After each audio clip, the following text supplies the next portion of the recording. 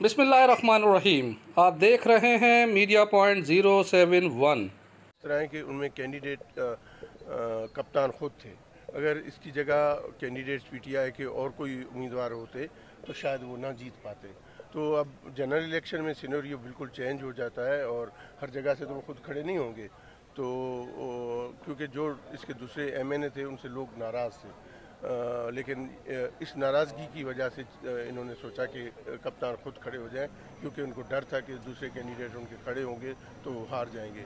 मुझे लगता है कि इंशाल्लाह जनरल इलेक्शन का सिनेरियो चेंज होगा और पाकिस्तान पीपल्स पार्टी और दूसरी जो भी जमायतें बड़ा डिफरेंस किस्म का इलेक्शन तारीख को इंशाल्लाह लोकल बॉडीज़ होगी। सिंध की बात तो टोटल की छोड़ें, अब कराची में रिज़ल्ट आ जाएगा, देखेंगे कि पाकिस्तान पीपल्स पार्टी इंशाल्लाह ताला इस दफ़ा कराची से मेयर भी पाकिस्तान पीपल्स पार्टी का ही होगा। तो ये अली ज़ैदी बातें करता है, इमरान खान खुद कहता है मैं सिंध में आऊँगा। आओ भाई, आपको वेलकम करते हैं। सिंध में है क्या आपके पास? कौन है आपके साथ? मैं डिस्ट्रिक्ट्स गिना देता हूँ। आप जैकबाबाद से लेके कराची तक, कश्मीर से लेके कराची तक चले जाएं, मुझे ये बताएं कि कौन से लोग जो हैं, जो इलेक्टेबल हैं, जो मैटर करते हैं, जो इलेक्शन में खड़े होते हैं, कौन है आपके साथ? आपके साथ तो कोई नहीं है। आपको तो कैंडिडेट ही नहीं मिलेगा। मैं दावा से कहता हूँ कि इनके पास कैंडिडेट्स ही नहीं है, तो ये आके क्या जीतेंगे?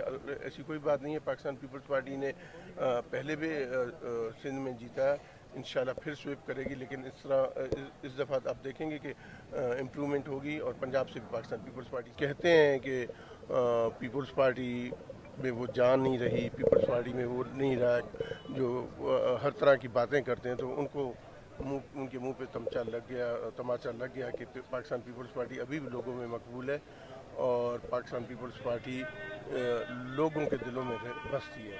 तो ये दिखा दिया। काश मोहम्मद मियाँ सुमरो भी अगर वो दे देते तो मेरी बड़ी ख्वाहिश थी कप्तान मेरे सामने भी खड़े होते जैकबाबाद में, तो उसको पता चल जाता कि यहाँ से तो जो लीड खाई है तो जैकबाबाद से बड़ी अक्सरियत से